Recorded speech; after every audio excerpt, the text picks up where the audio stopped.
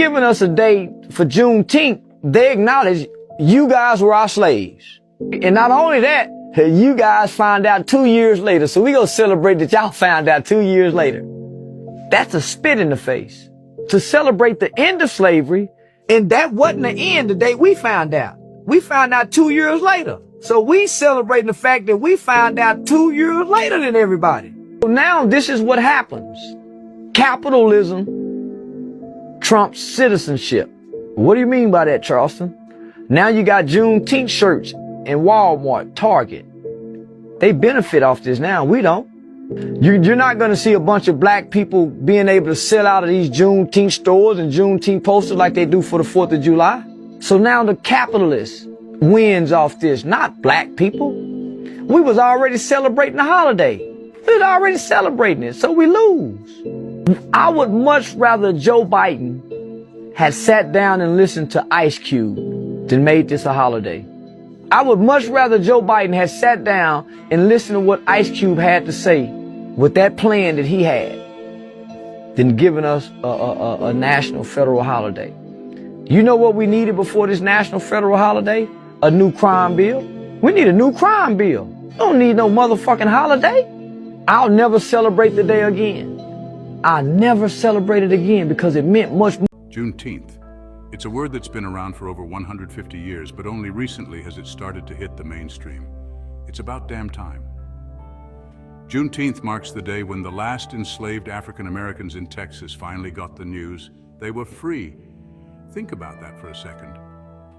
2.5 years after Lincoln signed the Emancipation Proclamation, folks were still living under the brutal thumb of slavery. 2.5 years. That's how long it took for the news to reach Galveston, Texas, on June 19, 1865. Now we celebrate Juneteenth as a testament to resilience, to the unbreakable spirit of black people. But it's also a stark reminder that freedom delayed is freedom denied. It's a reminder that the fight for equality doesn't end with a signature on a piece of paper. Why Texas? Why did it take so long for the news of freedom to reach those enslaved there? Well, Texas was a holdout during the Civil War. They clung tight to the institution of slavery even as the Confederacy crumbled around them. Some slave owners, they heard the whispers of emancipation and hightailed it to Texas, dragging human beings along with them. They figured they could outrun the long arm of justice, keep their property and their way of life. But the truth has a way of catching up, doesn't it? On June 19, 1865, Union General Gordon Granger rode into Galveston and read General Order Number 3. That order, it declared the freedom of all enslaved people in Texas. Imagine the wave of emotions that washed over those who heard those words. Relief, disbelief, joy so profound it probably felt like pain. Juneteenth reminds us that freedom ain't free. It's something we have to constantly fight for, generation after generation. And today that fight looks a little different. We've traded whips and chains for algorithms and data mining. We live in a world where tech giants are the new plantation owners. They're getting rich off the backs of black and brown people, exploiting our labor and our data. From the sweatshops where our phones are assembled to the algorithms that perpetuate bias, the digital world is rife with new forms of slavery. These companies, they're making billions, while the people who are actually creating the value, they're struggling to make ends meet. It's a new form of sharecropping where we're constantly working but never quite owning the fruits of our labor. Section 4, the capitalism conundrum, profit over people. This brings us to the big C, capitalism. Now I know capitalism is held up as this engine of progress, this great equalizer. But let's be real, for black people, capitalism has often felt more like a rigged game. From redlining to the racial wealth gap, the system is designed to keep black folks down.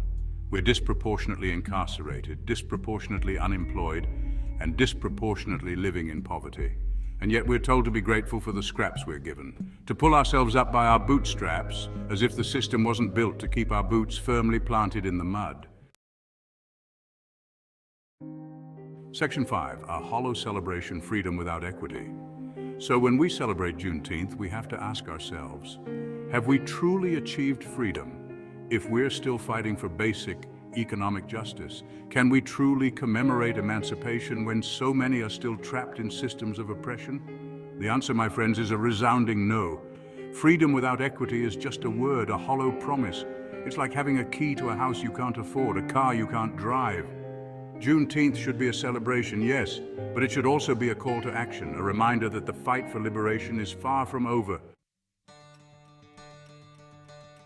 Section 6, breaking the chains, a call to action. So, what are we going to do about it? Are we going to sit here and tweet about it, or are we going to actually do something? We need to support black-owned businesses. We need to demand policy changes that address systemic racism.